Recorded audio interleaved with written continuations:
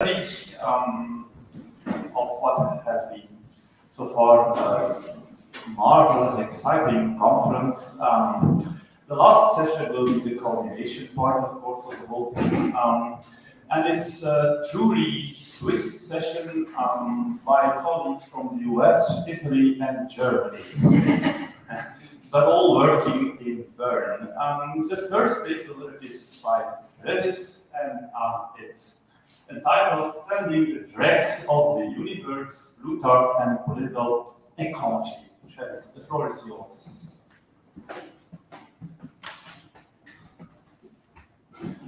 Thank you, and thank you to the conference organizers for the opportunity to present today. Rainer just told me that he doesn't understand the title. Don't worry, I'll explain it.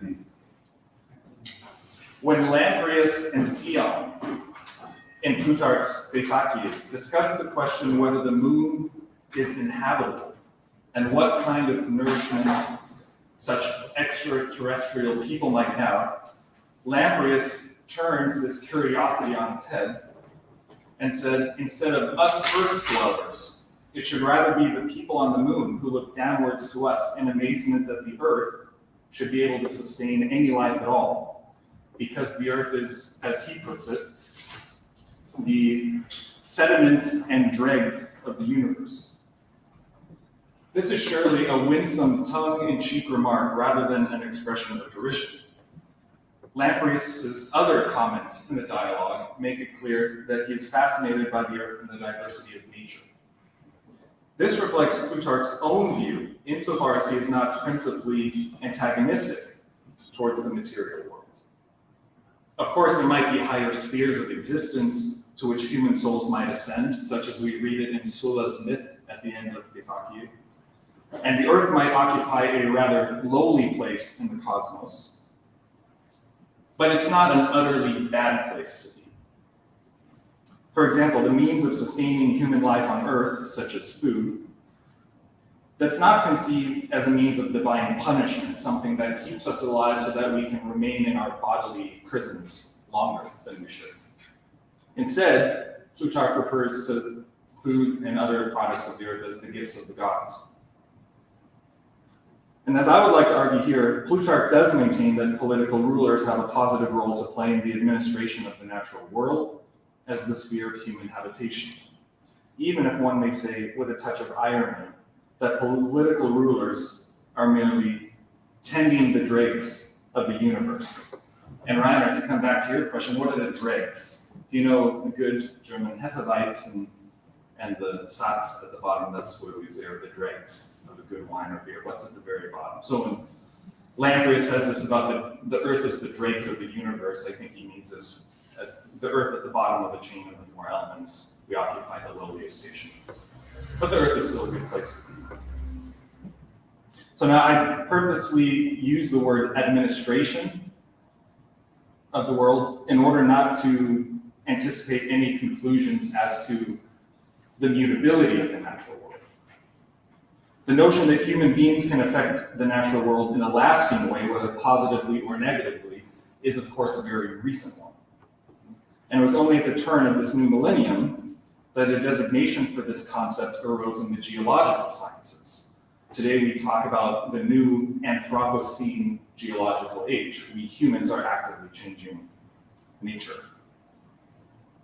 As it concerns the humanities in general, any focus on environmental issues is recent as well. The so-called environmental humanities are the product of the second half of the 20th century.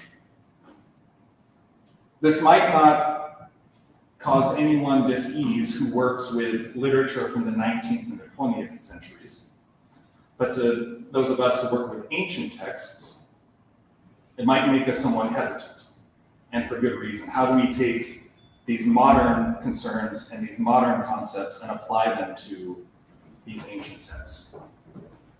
And so for my part, this is the first time I've done an exercise like this, trying to somehow write about environmental humanities, environmental concerns, and somehow connected with ancient texts. And it's required a kind of intellectual gymnastics that I'm not used to, but it was an interesting experiment.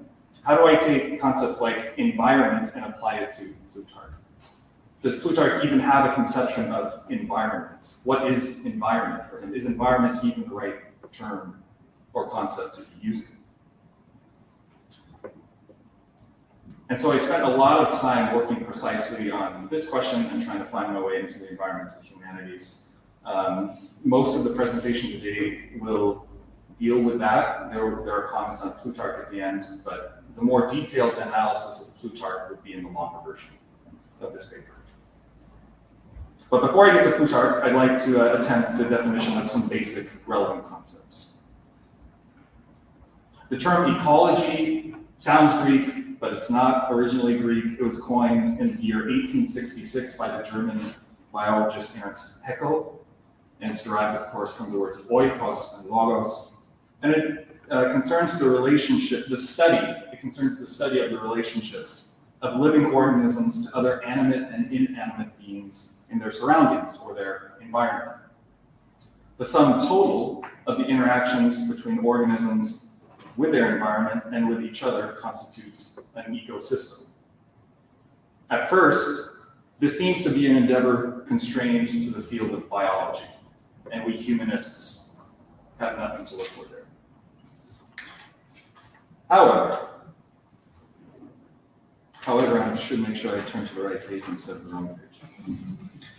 However, intellectual and political developments in the 20th century catalyzed a process of viewing ecological questions as a matter which is not purely natural in the sense of a closed system operating in a regular fashion without, and even in spite of, interaction with humans and their culture, the separation between nature and culture. Mindsets started to shift, and some people started to think that whatever is ecological is not only natural, but also cultural. Further, human engagement with the environment is not only techno-scientific, and what I mean by that is it's not only about how humans can or cannot act in their environment, it's seeing that what humans do in their environment is not only a process conditioned by sets of skills, tools, and knowledge, technical, but it's also political. And that is to say, any human action within any given environment, regardless of the scale, whether this is a local environment, a regional environment, or a continental environment, it's subject to the distribution and use of power, regardless of whether that power is used positively or negatively. And this entails a reciprocal relationship. Natural resources affect the type and amount of action political actors can take. And politics affect the use of natural resources, such as land and water. The thoroughgoing application of this insight to ecological studies is, in essence, what led to the rise of so-called political ecology as an academic discipline in the 20th century. The field is so wildly diverse in its methodologies and topics that even the editors of the Routledge Handbook on Political Ecology dismiss the idea that it can be defined as a unitary field. They see it does have some unifying characteristics. For example, a commitment to critical social theory and some normative commitments, such as a striving for social justice and radical politics.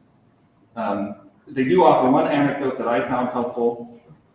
They say, for example, perhaps more than anything else, political ecology was and is an epistemological project, which set out to shatter comfortable and simplistic truths about the relationship between society and its natural environment. Thus, early academic work in political ecology sought to deconstruct the dominant explanations of famine in Nigeria, soil erosion in Nepal, and deforestation in Brazil as rooted in overpopulation, improper land management, and brute ignorance. In their place, these authors erected alternative explanations for these phenomena, rooted in political economy, marginalization, colonial capitalism, and the abuses of predatory states. So, as the same editors say later on, one possible way of defining political ecology is political ecology is what happens when scientific questions become contaminated by politics. And another place they say political ecology is what happens when we engage in a critical rethinking of nature and nature-society relations. Of course, again, we humanists might feel somewhat left out. It makes it sound like this is just what natural scientists do if they have political interests. So for our purposes, I would like to broaden the definition somewhat. Because as I said, this phrase, scientific questions being contaminated by politics, seems narrow. It seems to be focused only on the natural sciences, as though political ecology is something only pursued by natural scientists with political inclinations and natural scientists who might investigate a given ecosystem by way of a limited number of technical, precise, repeatable processes of investigation, some scientific method common to the natural sciences. So instead, I would like to follow the philosopher Bruno Latour, French philosopher, and point out that ecology is also a kind of knowledge. As he puts it, it is the rational account, the logos, of interactions within an ecosystem. And as soon as the definition is broadened in the sense, there's a clear avenue for the introduction of the humanities. Bruno Latour, for his part, points out that political ecology cannot consist in the mere juxtaposition of the two concepts, nature and politics, without rethinking the two. And he says that's what most political ecologists do. They just, without thinking about the basic concepts, they just put the two words together. And so the aim of his book, The Politics of Nature, is to reconstruct those two concepts from the ground up. What I think is relevant for us is that at the beginning of his book, he tries to define political ecology in this way. He says it's a term that designates the right way to compose the common world, the kind of world the Greeks call a cosmos. So, in that spirit, I would like to propose the following working definition of political ecology, in an attempt, first, to do justice to the very wide and diverse field of political ecology, but also to make it serviceable for the study of Plutarch, because it embraces the philosophical aspect of political ecology. And I would like to begin here saying that political ecology is the rational account given of the interactions of humans and their communities with other animate and inanimate beings in their environment. Fundamental to the task is taking account of the manner in which political power affects such interaction and reconciling this with issues of justice.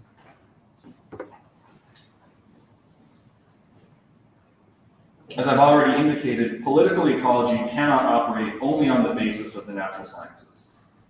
Without philosophy, it never would have gotten off the ground in the first place. As some of the political ecologists who are more natural scientists point out themselves, they might have, for example, a Marxist leaning. So they can't realistically say that they're inspired by Marxist thought, but then somehow say we have no need for the humanities or philosophy. And insofar as political ecology questions such basic concepts as nature and politics, and is interested in issues of justice, I think it's impossible to avoid the intervention of the humanities into ecological matters. So a few more concepts about, well, now I'd like to make a few comments about the intersection of environmental humanities with the classical world. And it's getting back to this issue, how do we take these modern concerns and try to apply it to the nature world. To begin with, the direction of reception is not always one that we would expect, thinking, here's the modern issue of the environment, the natural scientists are concerned with it first, and then later the humanists come and take their concepts. In some ways, it's also been just the reverse, namely that there are natural scientists who borrow ideas from antiquity in order to address some issues in their natural science research. So I'll just share a few examples. In 1979, the atmospheric ecologist James Lovelock fathered the so-called Gaia hypothesis. he was inspired by a friend of his in classics, and he chose Hesiod's deity Gaia as the metaphor for his theory that the planet Earth is a living organism capable not only of providing resources for plant and animal life, but also of nourishing and even regenerating itself.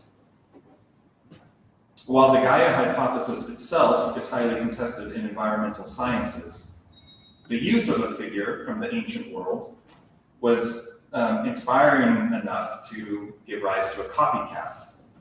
Another scientist, Peter Ward, argues against the Gaia hypothesis and instead chooses to label his theory the Medea hypothesis, as already the subtitle of his book shows, is life on Earth ultimately destructive?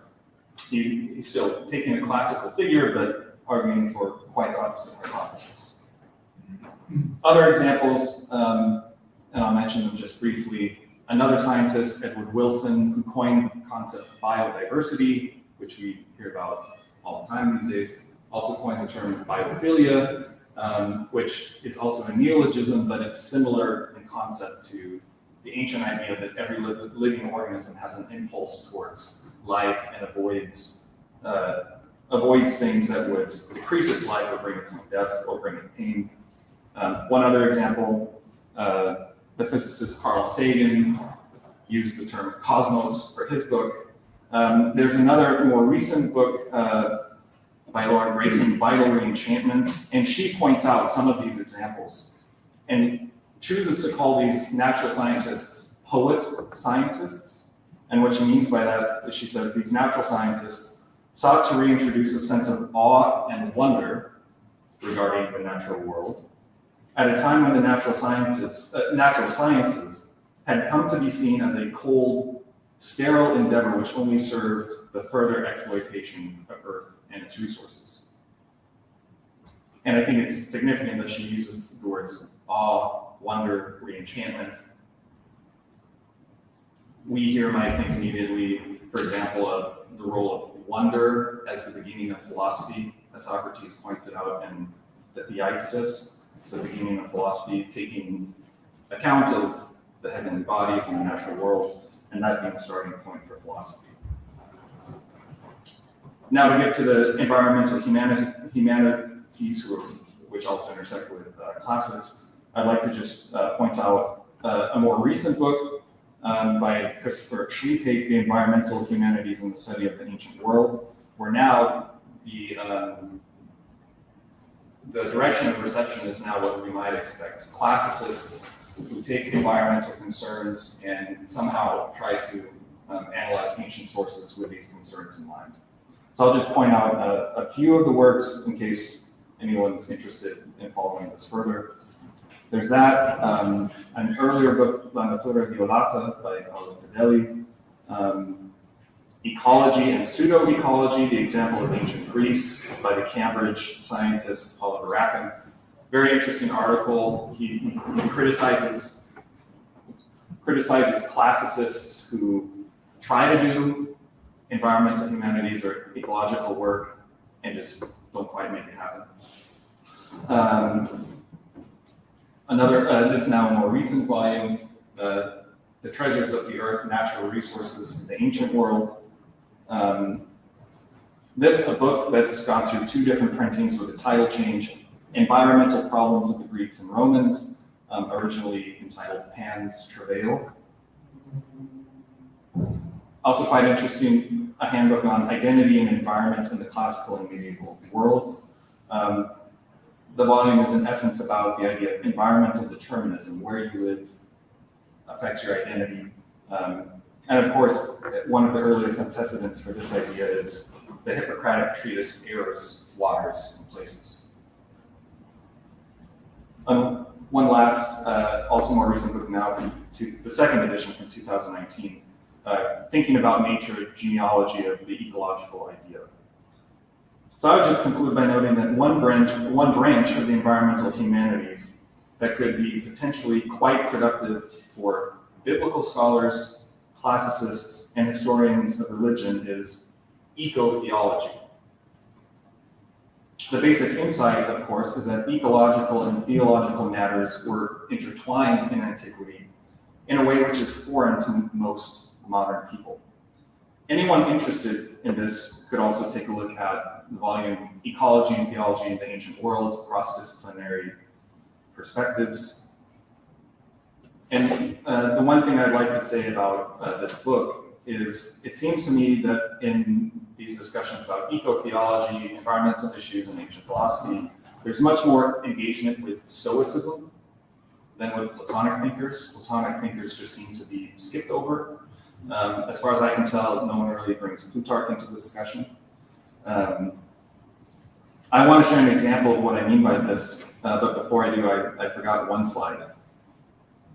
The environmental humanities is now so popular, there are even now jobs in the area. Just within the last 2 weeks, I've seen 2 job postings, both in the United States. This one's at the University of Vermont. And it's for a position, someone specializing in the environmental humanities. Anyway, back to the point of eco-theology and whether the Stoicists somehow are more privileged than the Platonists. This is one example. A recent commentary on the New Testament letter to the Colossians by Vicky Balabansky of Australia. Her project, she describes her project as being based with what I would say is a somewhat idiosyncratic construal of the idea of a hermeneutic of suspicion, namely not a suspicion regarding something in the text of Colossians, but rather a suspicion regarding scholarly approaches to Colossians. She wants to move away from reading Colossians through the lens of a Platonic dualism, as she puts it. Oh, I'm sorry, I don't have a quote. I'll read the quote. She says, in doing so, reading Colossians through a Platonic lens, other scholars have overlooked or suppressed the indications in the text that the divine presence permeates reality. This is an insight central to Stoic thought. And they've also overlooked the way in which this changes humanity's relationship with the material world and with a God who permeates, but is not confined to, the material world. End of quote. As I read that, I ask myself, as some here might also ask themselves, whether that actually really applies to Plato and the Platonists. I don't think anyone would say that Plato and the Platonists really thought the divine is not present in the world at all.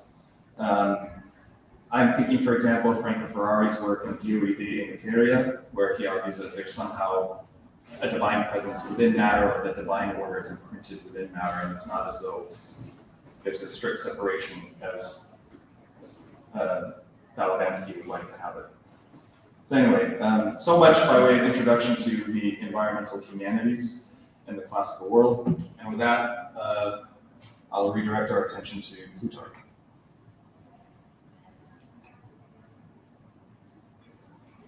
So the longer version of this paper will contain a section on Plutarch's cosmology.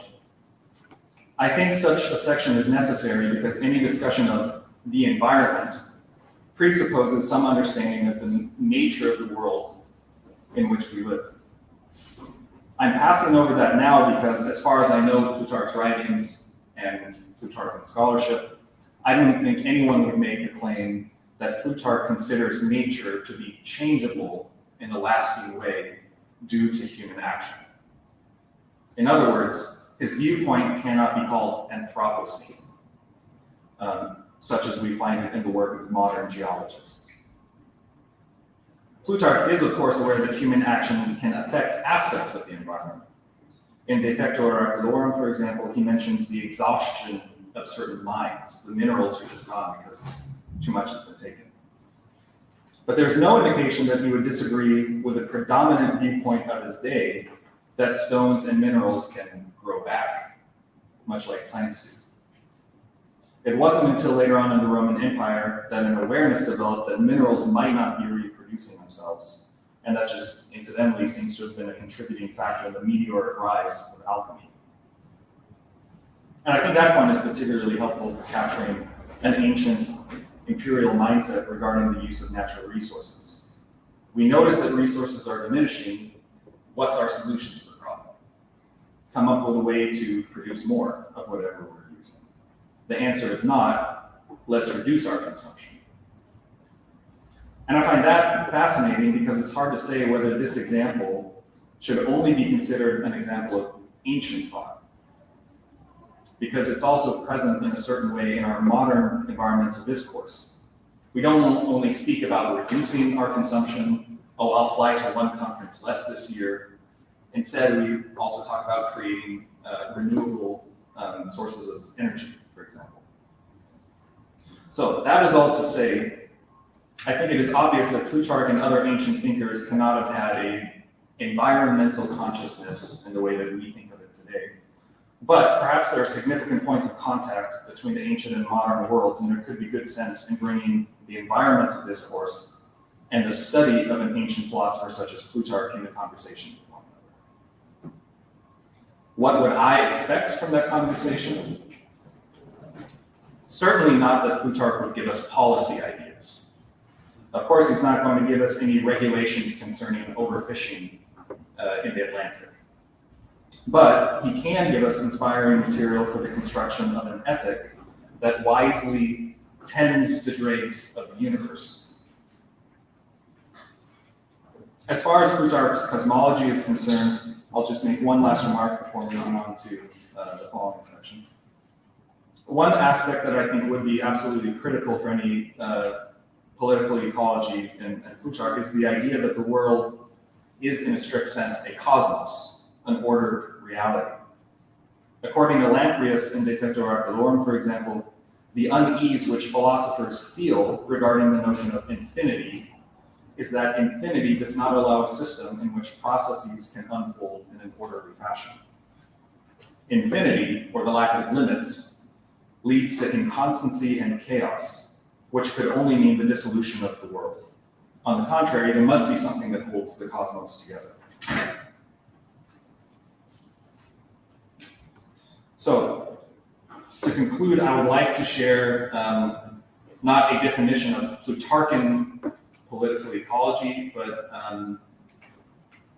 offer some perspectives. What could that look like? What would be some vistas? Because I'm not sure that we can say at the end of the day there is just one political ecology that Plutarch has handed to us. And one image that I have come to found very fitting for this is, unfortunately I don't have it here either, so I'll just read it out loud. It's a passage that I think everyone here knows. In DIAITA et Procidere, Plutarch says, "For Isis is a Greek word, and Typhon as well, because he is an enemy of the goddess and blinded through ignorance and arrogance. He tears apart and scatters the holy logos, which the goddess collects and puts back together and hands over to the initiates." And I would say, if we're going to ask what might political ecology look like for Plutarch, then we're going to have to deal with Plutarch in a similar way as dealing with Typhon. He's not giving us something whole, but he's scattered bits and pieces across his corpus, and now we have to do something to put it together. So here, to conclude, are just three perspectives that I think would be helpful for working towards some concept of political ecology. One would be seeing the political ruler as the image of God in the state.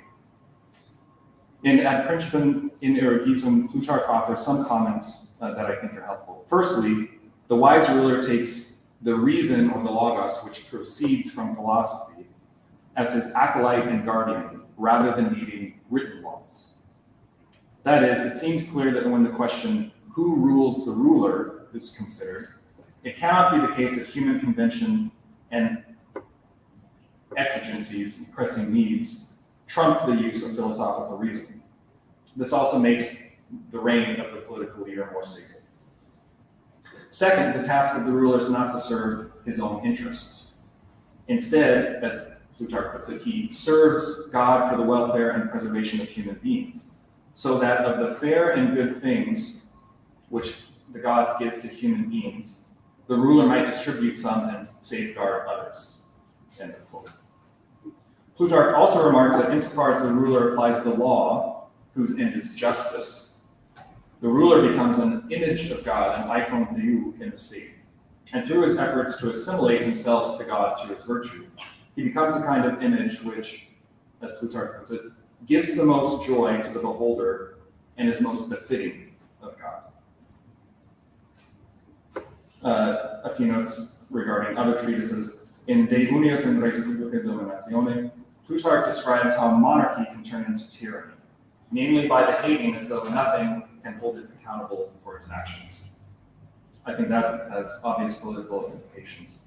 And so this first perspective for Plutarchian political ecology would be that the ruler has the task of wisely administering what Plutarch calls the gifts of the gods in such a way that it fulfills the divine service of the ruler, which is to foster the welfare and preservation of humans. A second perspective is related to the first but not identical with it. If Plutarch considers the cosmos to be a well-ordered entity, which precisely in its pre-cosmic state was disorderly and chaotic before a demiurgic figure put all of it in order, then the world as the cosmos is the product of benevolent divine action. And it's good that the world is ordered.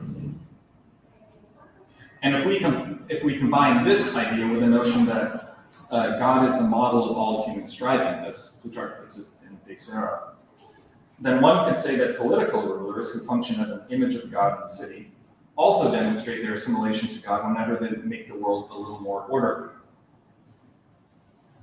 That might sound good at first, but I think there's a light side and a dark side to this perspective. The first positive side would be that yes, political leaders can use their power to order the use and distribution of natural resources and the shaping of the human landscape in a way which reflects divine order and reason and is also beneficial to human life.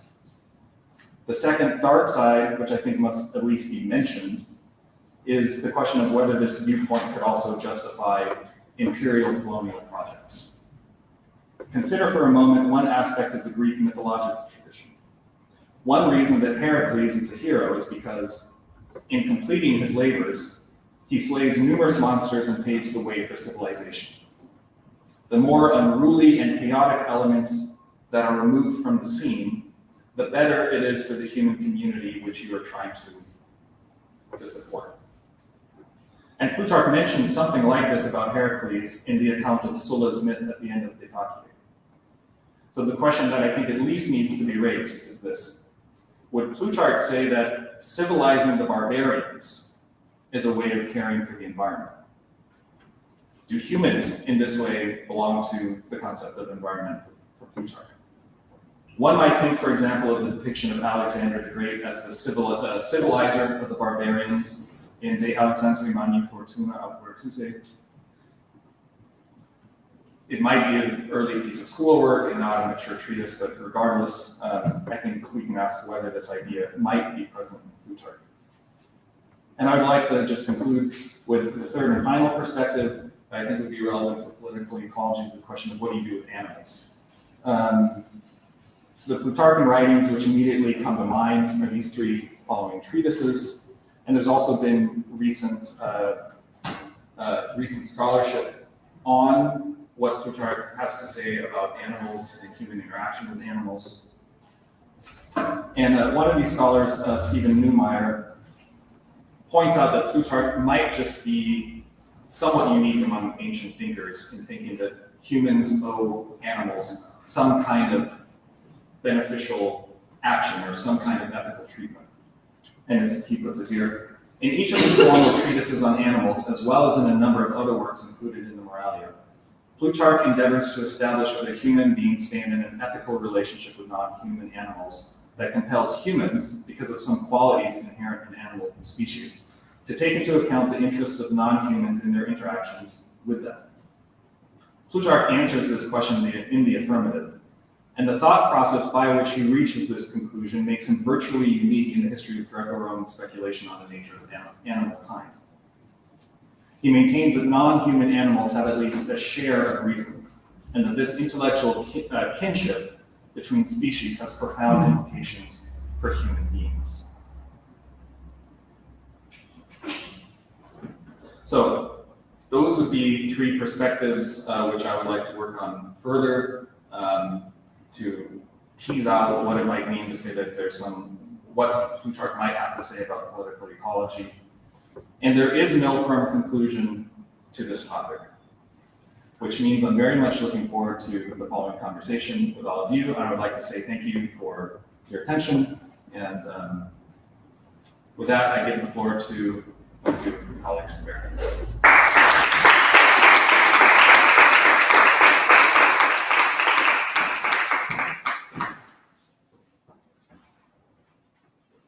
Thank you very much. That was an excellent, full of challenging perspective, and I think it shows what can be done by confronting such an ancient author as Plutarch with completely new perspectives. I think that illustrates the typical characteristics of ancient thinking, perhaps also the gaps in their thinking, but the other way around also, where are the bridges, the connections between them. So I guess that's much interesting stuff for further discussion, certainly. But before we turn to our second paper, and that's the twin paper, actually, by Rainer and Stefano on the grammar of sympathy in Plutarch, the unions between the world and the divine. Please. Thanks a lot. I would like to start as Olivier did with a reference to our beloved friend and colleague François Fassier. When I was, I think for the first time when I was so in Paris, I asked her whether I should present in English, and she firmly said, "No, please speak German." So to just add to our Babylonian tower, I will fulfill her task. The task she said, at least a little bit. Also because as a tribute, maybe to at least part of our organizers of this conference. And if you don't understand what I'm saying, just ask Wolfgang. Ich möchte doch den Moment nutzen, das letzte Paper zu halten, ist immer insofern ein Privileg, als man rückblicken kann auf die ganze Tagung. Und von jetzt an kann ich sagen, es war eine wunderbare Tagung mit einem Höhepunkt noch kultureller Art am Schluss, der Besuch bei der Bibliothek. Aber vor allem, weil wir eine Gastfreundschaft hier erfahren konnten, wie das immer ist in dieser Familie der Plutarchisti, die einfach hervorragend ist, vor allem natürlich, wenn man hier nach Coimbra kommt. Ganz herzlichen Dank, Delphine, Carmen, Soraya und Daniela für eure Gastfreundschaft und die Art, wie wir hier umsorgt wurden. With that, I'll turn to my paper in English. Our twin paper tackles the issue of an ecological aspect in Plutarch's reflection about the human lifestyles through an analysis of the lexical field of sympathy, sympatheia, sympathien, sympathes, in Plutarch's oeuvre. What is Umwelt? Travis already posed that question, and how do humans find their place in the world? In a way, the ancient concept of sympatheia is easily explained to a contemporary reader or listener in a context of current ecological discourse. If the world burns on one side and is flooded on the other, that is because, in the end, all parts of the world are connected as in one large body. Harm inflicted on one side of the body, therefore, will also affect all the other parts. That is what all ecological discourse in the end boils down to. But there are, of course, also more anthropological and sociological aspects of the ancient concept of sympatheia. Already in Plato's Charmides, Socrates uses the wonderful example of simultaneous yawning. Spare me that if possible. That seems to be brought about through some mysterious bond. And then there is the sphere of what we would today call psychosomatic phenomena. Raoul has already spoken about that. So the interferences between body and soul. Since there's an analogy between the microcosmos of a human being and the macrocosmos of the physical world ruled by the world soul, this brings us back to the idea of sympathy within the whole of the physical world. Now, I have no intention to give in my short introduction an overview of the history of sympathy, which is dealt with at length in a volume edited in 2015 by Eric Schlieser. Oops, hold on. Well, yeah. By Eric Schlieser. The volume lays out the predominantly Stoic usage of the concept, with some hints at the prehistory in Plato and Aristotle, and then moves on to Neoplatonism and the later reception of the concept. We will only look at the testimony of an author who is curiously absent in the history as laid out in this volume, namely our beloved Plutarch, who, it turns out, has a lot to offer and seems to give the concept a new twist, clearly distinguishable from his Stoic precursors. Interesting in this respect is Cleanthes' syllogism regarding sympathia as transmitted in Nemesius of Emerson's work on the nature of man. I quote René Brouwer's paraphrase in his article on Stoic sympathy in the same volume. Only bodies are affected by each other. The soul is affected by the body when, for example, the body is sick and being cut.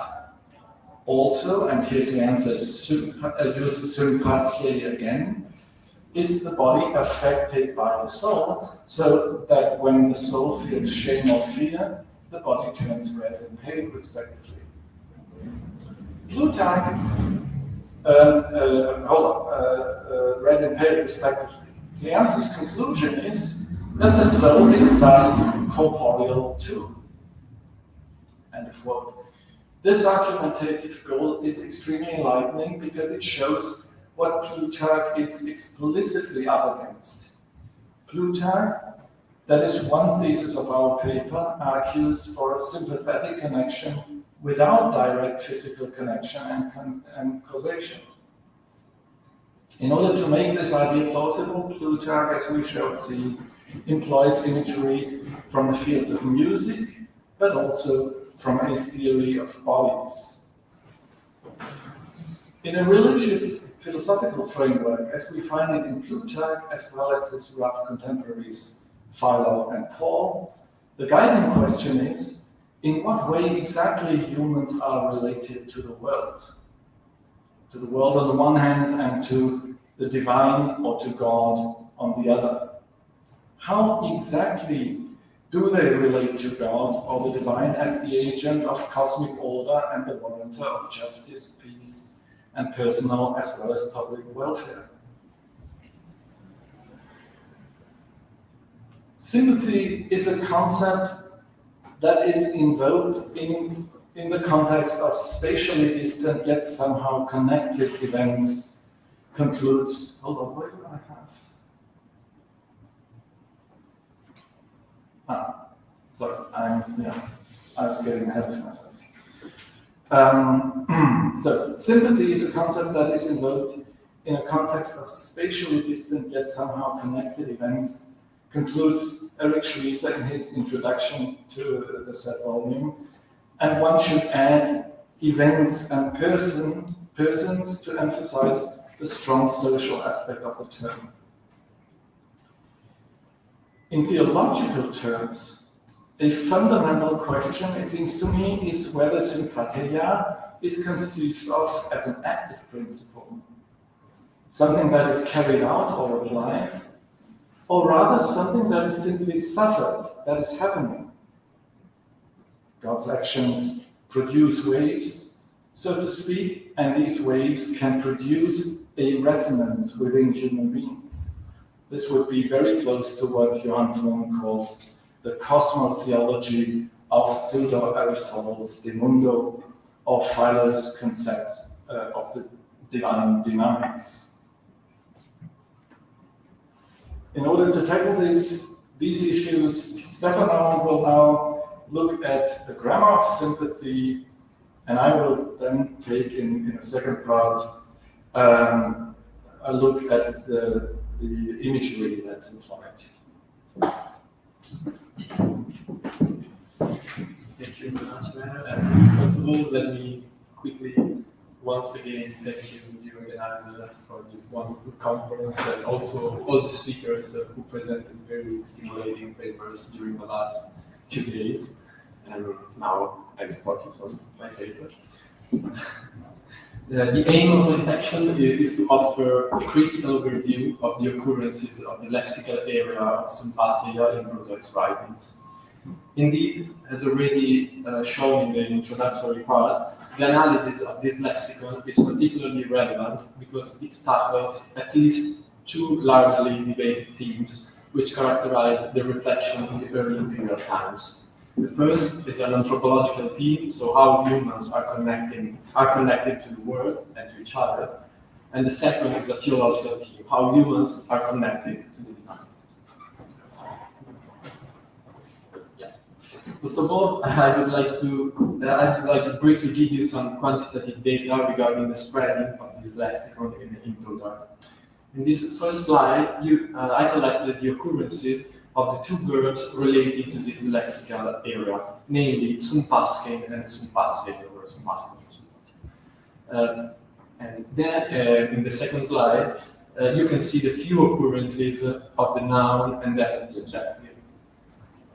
As you perhaps noted, there are some overlaps in this list caused by the fact that the TLG counts twice the term as an adjective and as a verb in several cases. This happens, for example, considering 696 and other examples. Moreover, the TLG mentions 9 occurrences of the verb sympaskein. However, the only undisputed occurrence of sympaskein in Plutarch lies in the life of Demetrius, 38.3, where the infinite sympaskein is used. For the other 8 occurrences counted by the TLG, the form is sympatsein, sympatsei, or sympatsu. So they could be attributed to the verb sympatseo and not sympaskein. Taking into account the high number of overlaps, the lexical area of sympathy occurs in Plutarch complexity 45 times. Considering the few numbers of occurrences in the lives, it seems that for Plutarch the question of sympathia was mainly a philosophical issue.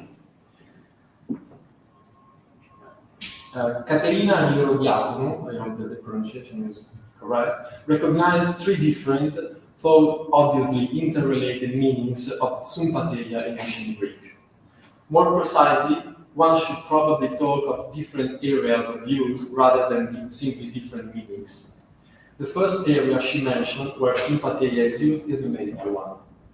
As Hirodiacono writes, quote, sympatheia is used in medical writings to refer to the fact that when a part of human body somehow suffers, another part may be affected too. Generally, in fact, in the whole Greek literature, this lexicon, especially the verb sympatheo and the noun sympatheia, first appeared in medical writings, namely in the Corpus Hippocraticum. The second area could probably be referred to as the area of moral reflection, namely the reflection on human feelings. The author quotes Aristotle, Politics, 1340, and here, according to her, this vocabulary is used, quote, to talk about the fact that people may share the feelings of their fellow citizens, unquote. However, the passage from Politics to which the author refers is not about the fact that citizens share the same feelings, but about the power of music to engage listeners in a common feeling. I would refer to this anthropological idea of sharing the same feeling, which is, by the way, the literal translation of sympathy, to feel with, as the moral significance of sympatheia. This represents a very traditional understanding of the concept, which the Romans already rendered with the word compassio. This Latin word, in fact, preserves its moral meaning even in the modern languages, such as the English compassion or the Italian compassione. Even the German word for this concept, Mitgefühl, could be considered a literal translation from Greek or Latin. This traditional meaning, by the way, can be found also in the New Testament, for example, in 1 Peter 3.8. Moreover, I find interesting to notice that in the whole corpus Aristotelicum, there is only one occurrence of the word sympathia and 7 of the word sympathies. Therefore, the few numbers of occurrences of this lexical area in Aristotle also confirms the observation of René Brouwer, according to which, quote, the place of sympathy changed radically with Epicurus and, above all, the Stoics, who both used sympathy in a systematic way. Unquote. Finally, the third area where this lexicon is used concerns a certain kind of cosmic sympatheia. According to Hierodiacono, sympatheia is used in this sense, quote, to refer to the supposed phenomenon that all beings on earth and in the heavens are inextricably linked together, unquote. This is generally the Stoics' interpretation of the concept of sympatheia, namely the physical unity of the cosmos in such a form that the experience of one part necessarily affects every other. In Epictetus, for example, one can find a very consistent use of the verb sympathy with the aforementioned definition. In the Dissertationes ad Ariano Geste, I briefly read the text in the translation.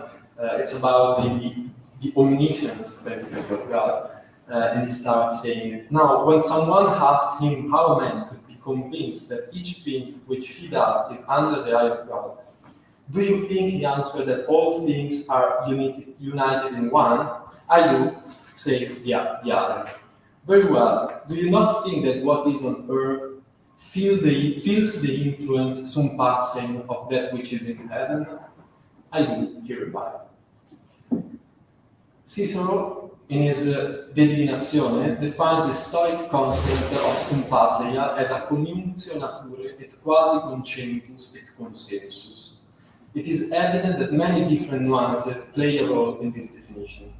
Indeed, whereas on the one hand, the first term, conjunctio, clearly underlines the bond between all things, on the other hand, the word concentus highlights the idea of harmony, and consensus that of mutual primordial feelings. Being Plutarch one of the most prolific writers of the whole antiquity, it is not surprising to recognize these different areas in his use of the lexical area of sympathy. Only with time, the use of this vocabulary left the medical field, acquiring moral significance, and has finally become a technical vocabulary of philosophy, in particular of the Stoic tradition. Actually, prior to the Stoics, the first philosopher who used this vocabulary was Epicurus. He used this lexicon in his account of perception, as well as with regard to the material nature of the soul. However, as pointed out by Brouwer, quote, for Epicurus, sympathy plays a role in the context of his psychology, whereas for the Stoics, sympathy is above all a feature of the world as a whole. Unquote. Considering the relevance of this concept in the ancient philosophical debate, it is worthwhile to analyze the use of this vocabulary in Plutarch in order to investigate whether the Platonist and priest of Delphi had his own philosophical understanding of this concept. In order to tackle this issue, we will look at the grammar of sympathy. How is sympathy constructed in Plutarch in grammatical terms? What are the main preposition units? First of all, I will consider the main construction to a dative, which characterize the use of the verb sympathio. The verbs sympathio plus dative represent the standard construction of the verb, sharing the same sentiment with someone something or having sympathy for someone something.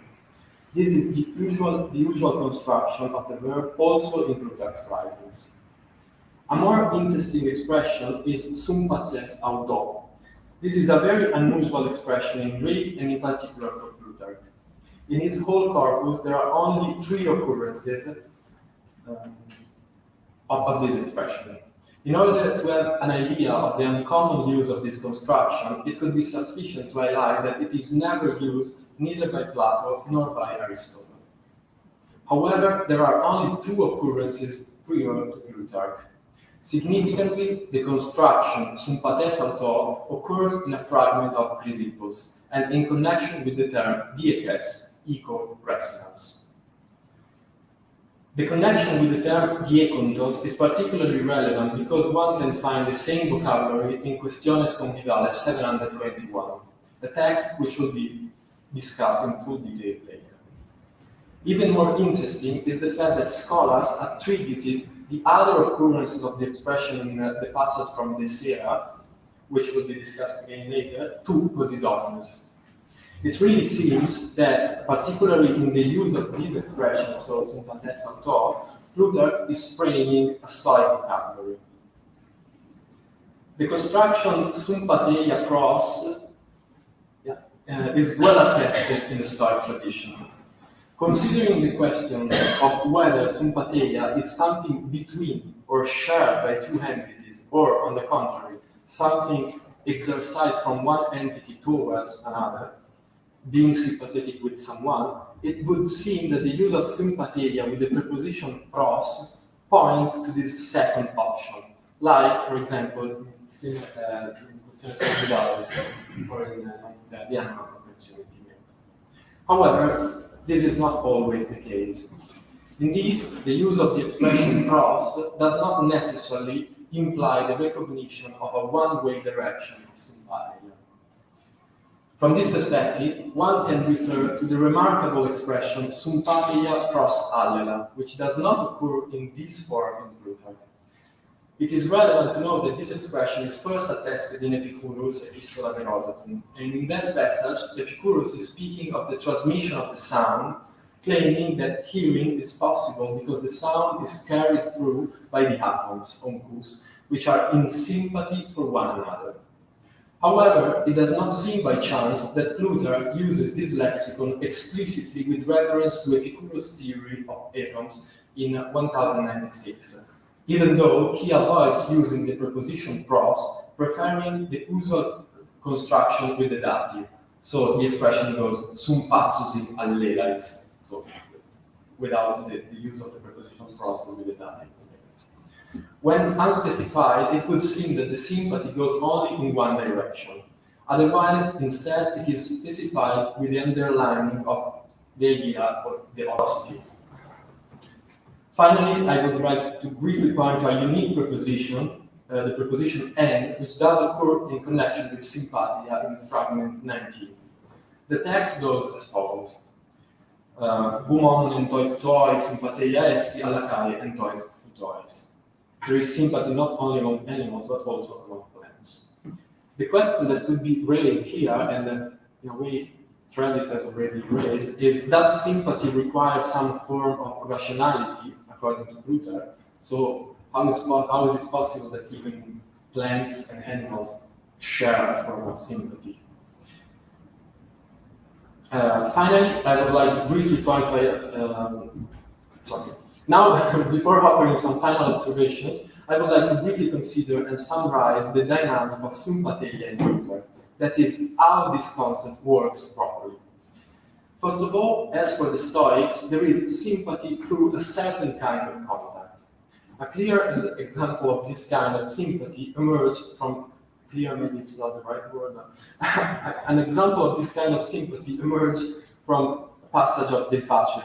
Here Plutarch criticized the theory according to which on Earth there is a motion to the center, by claiming that, quote, if a man would be so in sympathy with the Earth that its center is at his navel, the same person at the same time has his head up and his feet up too. In this image, it seems explicit that there should be a contact between man and the Earth.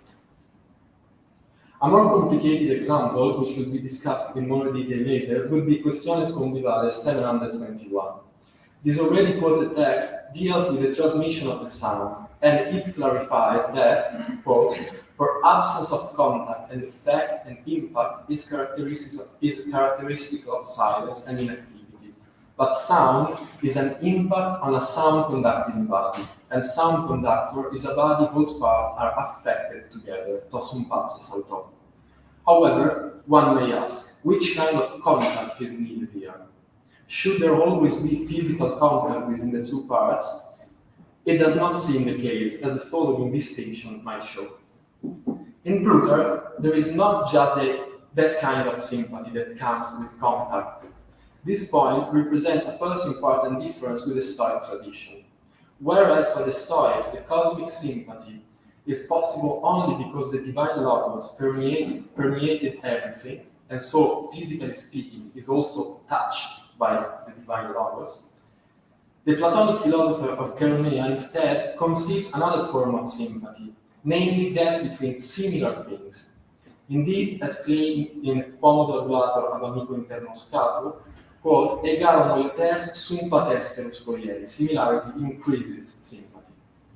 Significantly, in the Defectu 422b, the soul is represented as sympathetic to the divine dimension, since through this sympathy the soul is able to prophetize. In this text, it is claimed that the soul has access to an extratemporal dimension, if time is defined as, quote, a stream that overwhelms everything. The soul succeeds in opposing this current in two ways. First, through remembrance, and second, through prophetic impulse.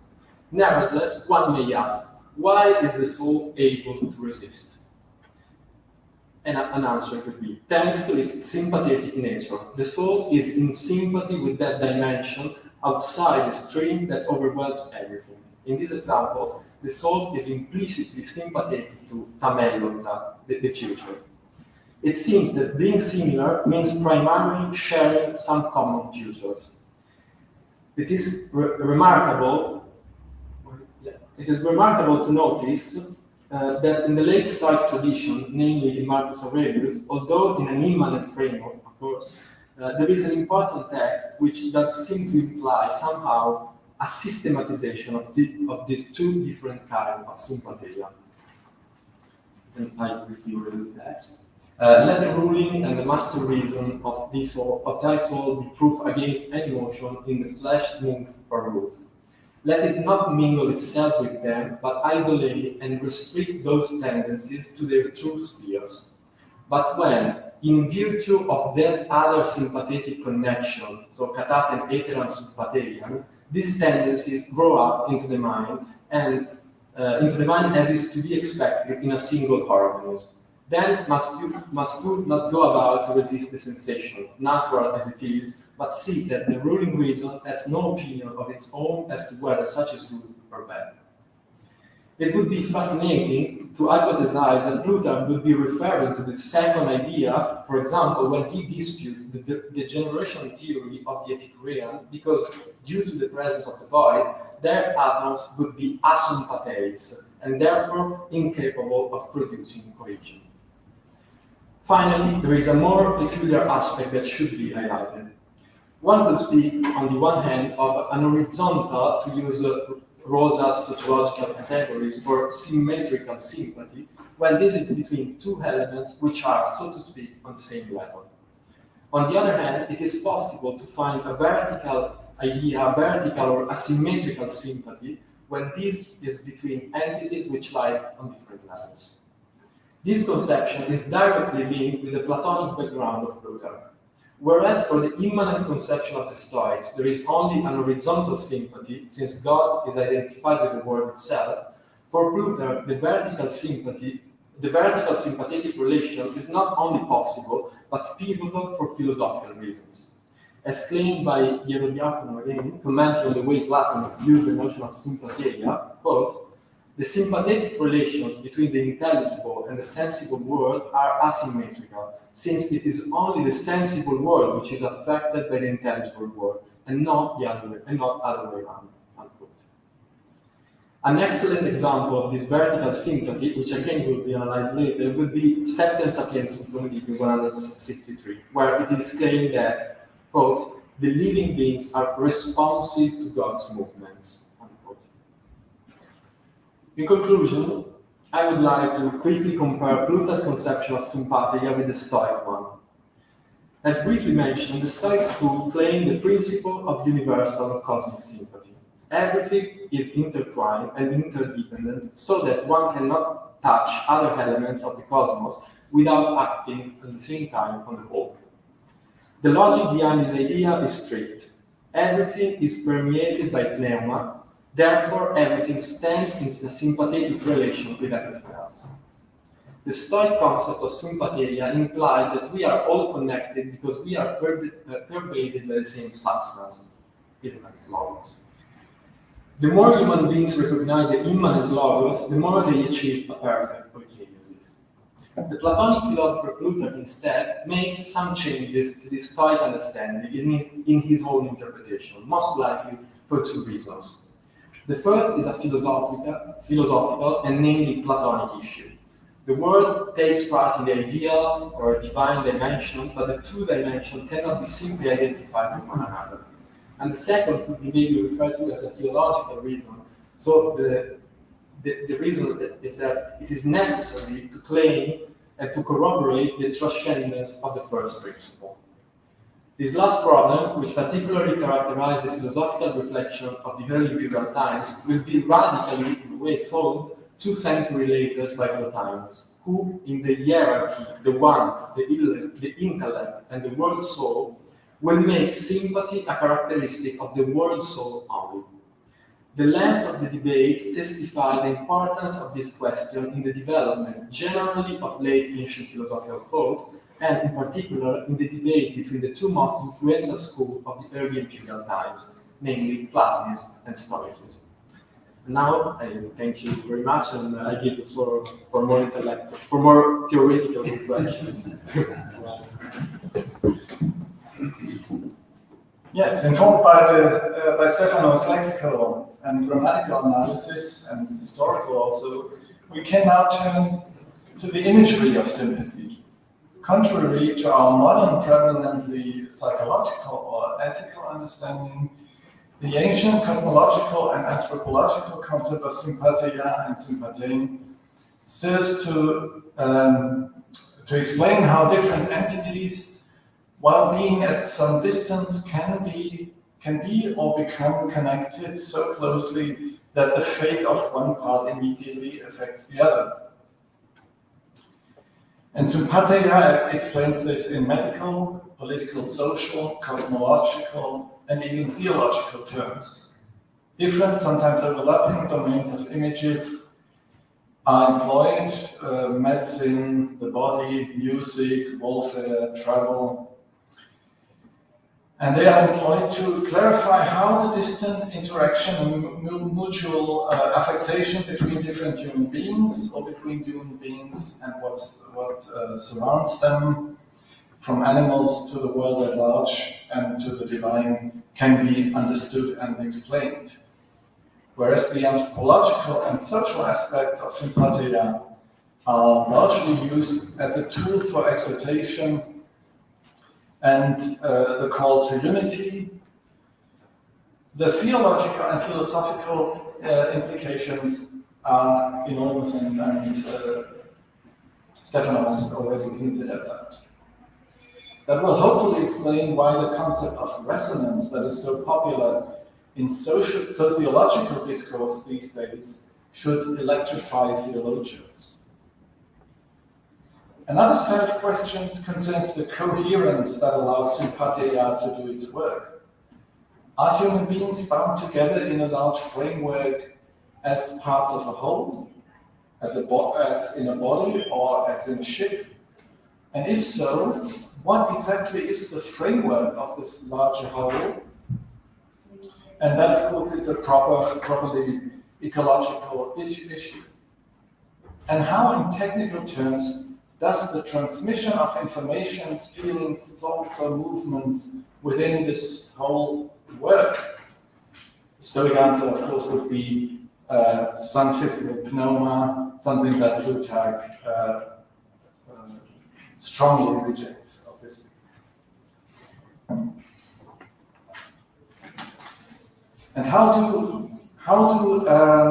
And do human beings actively relate to what surrounds them, to the world? Or are they, in a more passive understanding of the world, drawn into a relation? Are they affected like a mirror reflects light? Is sympathy, in other words, the result of some effort or action, or rather the result of some effect or impact? And what's love got to do with it? Who is active in love and who is passive, especially in a theological discourse of love? This becomes a very troubling question.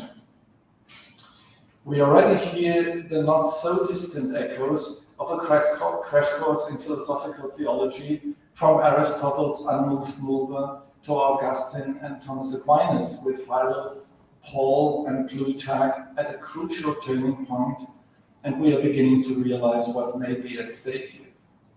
The difference between active and passive, to be sure, becomes most critical in the context of theology.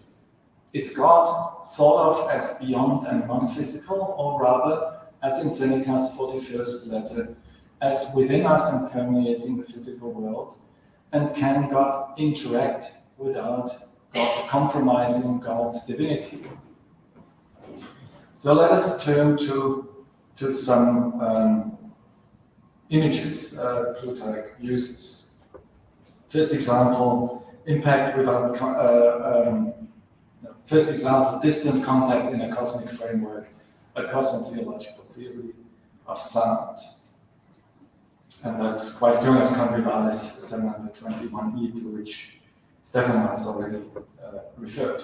Within the Pythagorean concept of a cosmic harmony, Plutarch conceptualizes sympatheia in a metaphorical sphere of music and musical instruments, sound and resonance.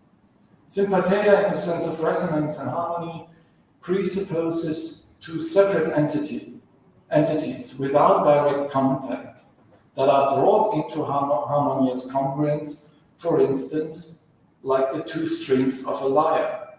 In resonating together in harmony, they become part of a greater cosmic whole. Plutarch's idea of sympathy or sympatheia is embedded in a cosmotheological theory of sound and music. In response to his Epicurean interlocutor Boetus, the speaker Plutarch argues in Quaestiones Conviviales 8.3 that it is contact, not void, that allows for the production and transmission of sound, and consequently, one might say, for harmony. For absence of contact and effect and impact is characteristic of silence and inactivity. But sound is an impact of a sound on a sound conducting body. And a sound conductor is a body whose parts are affected together. DIAITA to sympathes hautor. Plutarch describes here the phenomenon of resonance, which is explained through the terms DIAITA, resounding, and sympathes hautor, as we've already heard, an unusual expression and a very stoic sound for love. One might say DIAITA represents the transcendent, sympathes hautor, the immanent perspective. This resounding is conceived of as a sound brought about by some plege, some impact, carried around, and it is carried around by the only body that is able to do so, namely ho aer. And it's not the pneuma, it's aer. Harmony in this cosmotheological picture is the way in which the incorporeal God allows the phenomenal world and humans to participate in his goodness, his order and beauty. But the question is, does this participating affect the divine? Does that also have some effect on God himself? This participation is elsewhere, namely in a passage in the Seranonis Delicta 500 C2E, very famous passage, described as apolauein tiu, participating in God's goodness. Deleuze and Einarson translate this passage, for a man's fitted to derive from God no greater blessings. But I wonder if the construction apolauein tiu, in the context of what has just been said before, can be brought even more out, can be brought out even more directly. Humans derive something from God himself, who has put himself into the world as a paradigm for them to see and imitate, and in doing so, to tune into his goodness. Love, justice, life are expressions of this participation. An important question then is, to what extent is to derive or to savor this allowing something active, as the word participation may suggest? And to what extent is it rather a reflex of divine qualities? Allowing for this resonance, according to Plutarch, is God's way to share his goodness and even his life with the physical world. However, affection, impact, in other words, some form of contact, is needed for this allowing to take place. In his rejection of the void space, Plutarch, of course, rejects the Epicurean notions that the gods live a life without contact to the world that might disturb them in their isolated bliss. This way, Plutarch argues quite convincingly, the divine would not be able to project its harmony into the world. This emphasis on some form of contact, on the other hand, does come at a cost.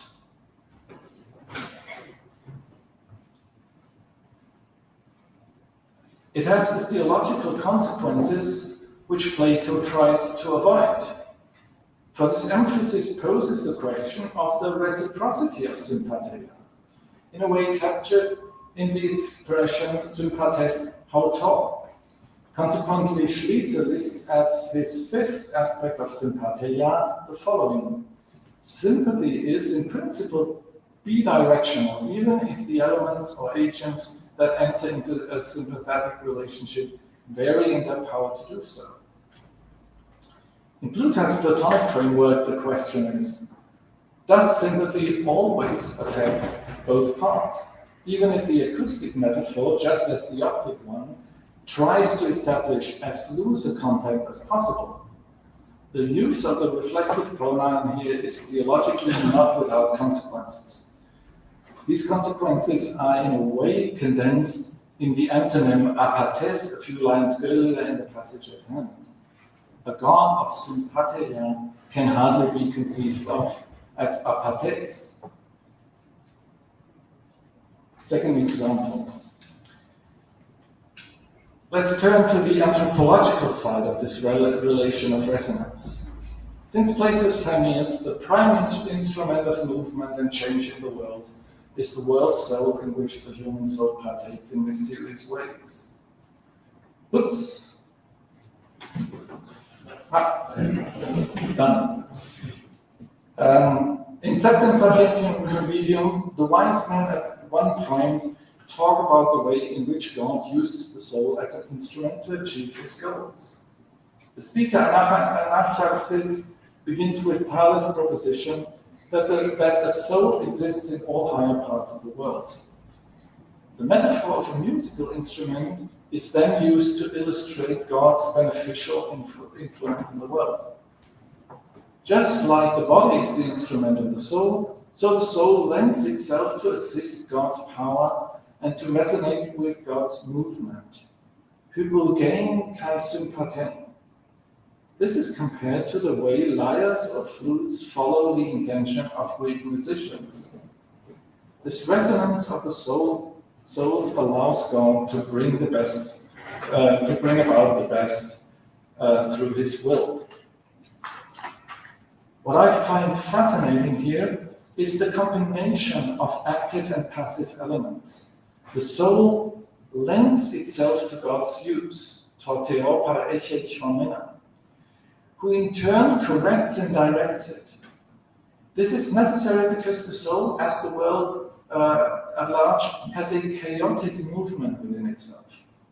But a few lines further down, this is explicated in more precise terms with the image of the musician and his instrument. Now Plutarch talks about the living beings as being hung up from God's power, not from God's power, but not from God himself. They serve him and are responsive to, or rather resonate with, his movements. Even more than the bows resonate with the musicians, the bows or the flutes.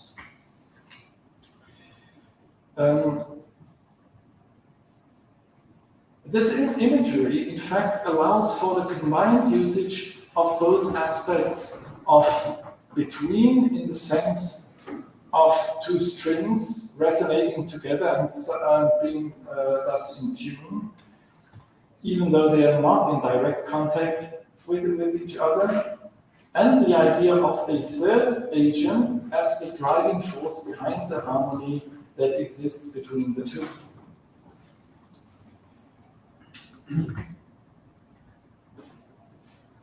And my last example, the one body. A different, but not completely separate image is that of the body. Obviously, a musical instrument also forms a resonating body with the strings that are mounted on it. And therefore, we already encountered the body in the image of the resounding body.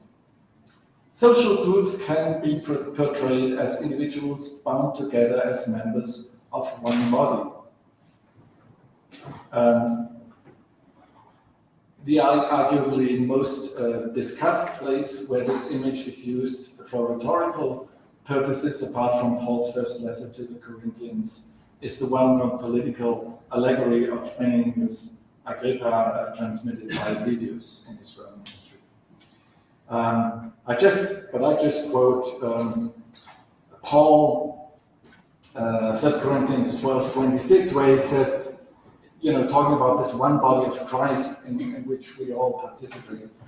He says, if one part suffers, the whole body suffers with this part, sympathy.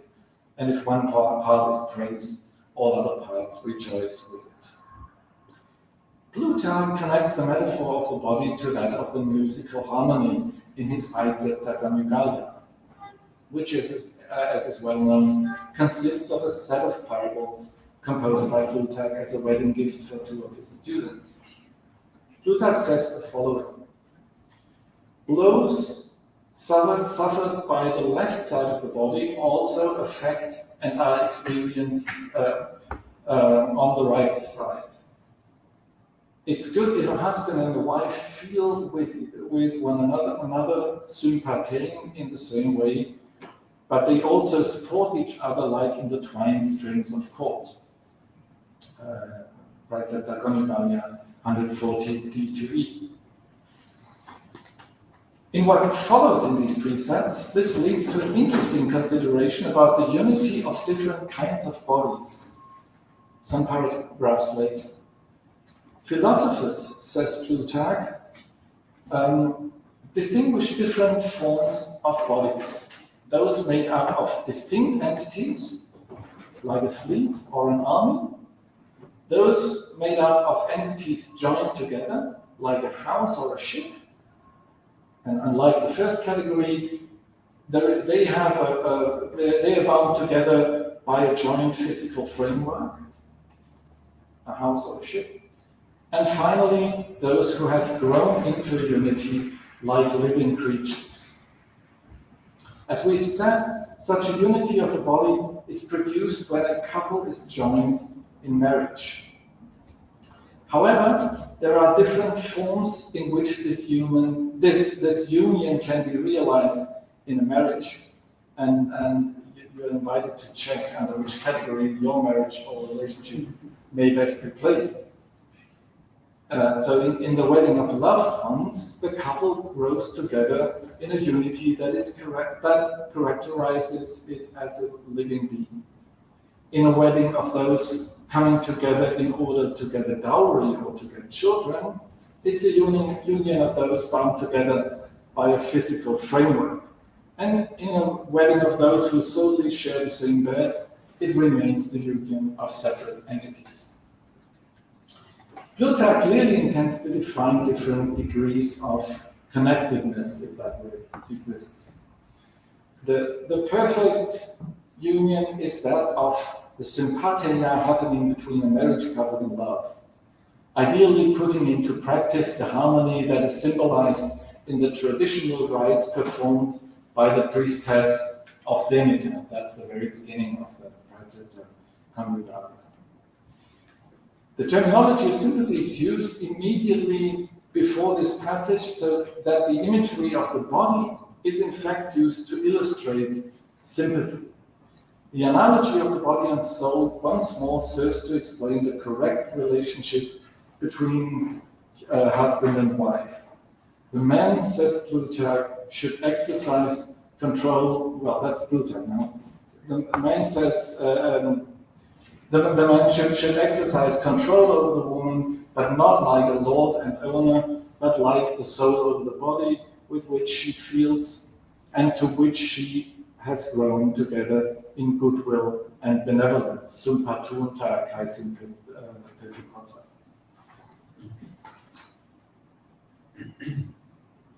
Just very brief conclusions. Sympathia, first point, is more than a feeling. It's a way of life and maybe rather a way of being in the world guided by divine harmony. So it's not so much psychological, but rather social, ethical, cosmological, and theological. Sympathia, in the sense of resonance, integrates two separate entities into a larger cosmic whole. And in this way, it serves to explain impact without direct contact in order not to compromise the transcendent divinity of God. Some theological issues remain, which we can skip, and maybe in the end there is an ecological message of a religious philosopher that we can derive. If humans are not using the Umwelt, ecological sphere, the environment, as an object of which is at their disposal, but strive to resonate with it as a part of a cosmic harmony and in accordance with a higher plan, this will decisively change the way we live. And with this, I thank you for your patience.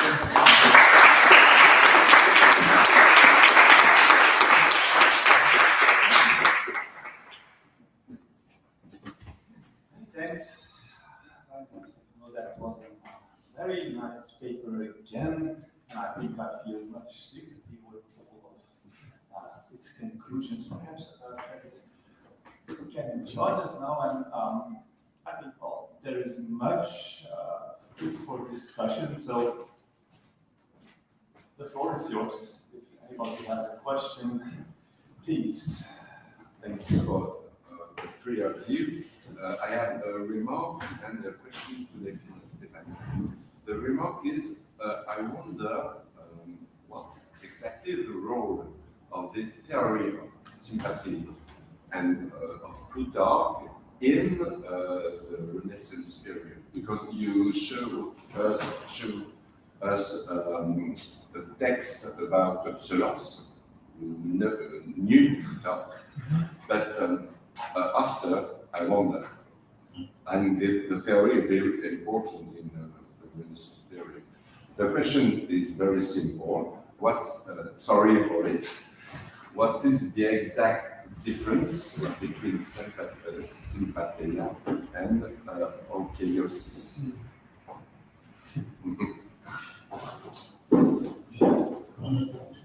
Thank you very much for your very stimulating question. And I, of course, I have no clear answer right now. I know only about the Renaissance that sympatheia plays a huge role in the Platonic tradition in Marseille, Ficino, for example. Michel Foucault, in Les Mots et les Choses, wrote some things about the theory of sympathy, conviviality, etc. Thanks for the reference. I would say that the main difference is an immanent framework versus a functional framework. That would be my easy answer, but I know that it's not all concurrent. Is archaeosis only used by historians about animals and men? Not only, I think. I think it may be broader archaeosis. It starts with just the individual, and then it eventually grows, to more social, and it ends up with the whole cosmos. Other questions? Well, I have perhaps one for all three of you, and it's a very short one. I wonder, on the basis of all this quite interesting material you have dealt with, would you say, the three of you, that Plutarch is every inch a Platonist?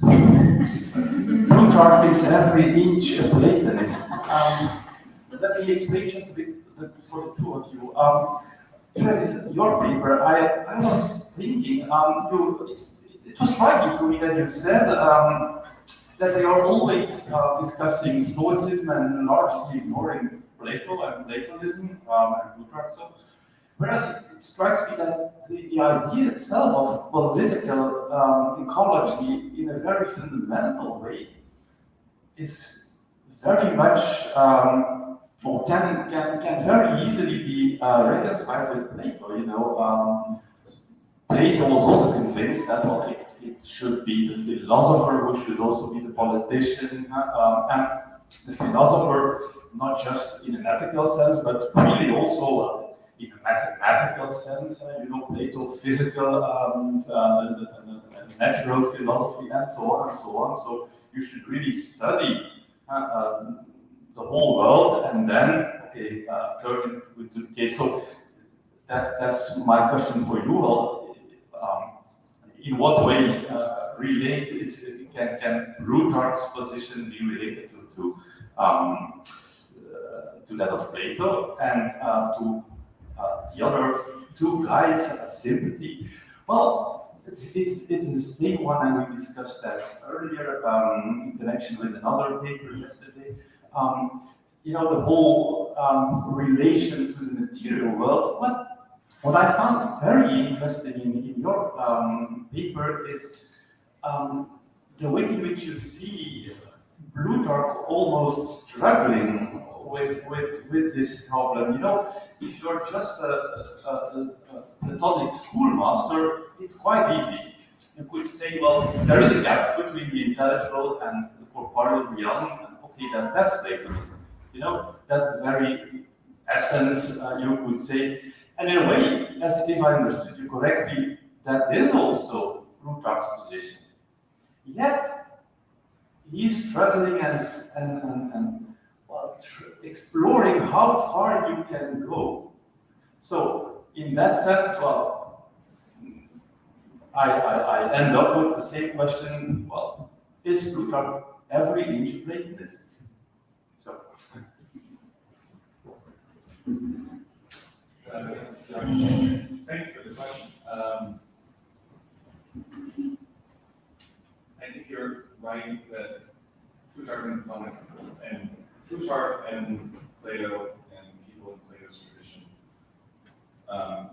they should be a group of people on whose door you would not want to talk about politics. Mauro Benazzi in his book, The Platonismo, has an appendix on Platonism and politics, and he addresses directly the question, or the suspicion that Platonists would not be the people to talk about politics because they want to escape the world. And he says, no, Platonists were engaged in politics. And I think Plutarch really fits in that. I mean, we know he wrote a lot about politics. The lives feature statesmen and not philosophers, for example. So if that's the case, then why are the Platonists and why is Plutarch, why are they passed over in discussions of, for example, eco-theology? I don't know, but just spontaneously, I would say perhaps, as I perceive it. People working in eco-theology, even if they're not theologians, they might work predominantly with Christian materials or biblical texts. And if you just look at the New Testament, there's a variety of viewpoints regarding the attitude of the early Christians towards the state. It's not clear whether the state is a good thing, whether Christians should be involved in politics. Whereas it seems to me, as I understand Plutarch, yes, a life lived in public, being part of society is good, and it's a bad thing if you retreat. Where there's a tendency like that in some early Christian writings that you withdraw, right? And so that could be one reason, maybe the ambivalence of attitudes towards politics. Why? I mean, that could be one reason. I think one other reason, and the last reason that comes to mind, perhaps there's a religious motivation for taking the Stoics as an example of a religious attitude towards the material world, the world as being either just being God or somehow close enough. I mean, I know that you can debate whether the world simply or nature simply is God, or whether nature is continuing to be God or not. I would think maybe there's a religious motivation, a religious reading of this Stoic idea. But then again, as I try to come down the paper, I don't see why that motivation couldn't also consider the Platonic tradition. But there's something in the material world that is, I think those eco-theologists would say, the Stoics give you reason to think that the natural world is permeated by the divine, and I would raise the kind of question, well, couldn't Plato say something similar? So, is that? Yes, thank you very much. Yeah. Yeah, maybe I'll try the other question, which in a way is a revenge for Paul, and I'm not sure if that's okay. But I would say he believes himself to be, and he wants himself to be a range of Platonist. And then the question is, what is it to be a Platonist in the first and second centuries? And I think that's what we need to talk about. And this struggling you mentioned, and I'm glad that this came across because that's the main point. Is part of being in my view of being a Platonist in the 5th and 6th centuries. And when we talk, we've written about the Gospel of John, and so John in Plutarch's view definitely crossed the line. You can't go as far to say God becomes incarnate. That is pure nonsense for him. Yeah. For Plutarch, it's a Plutarch. Not sure about John, but I agree. Okay, well, thank you very much to all three of you. Well,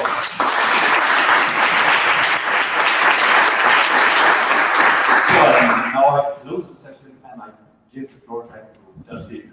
Thank you very much. It was really a great session. It was a very nice way of being in this part of the conference.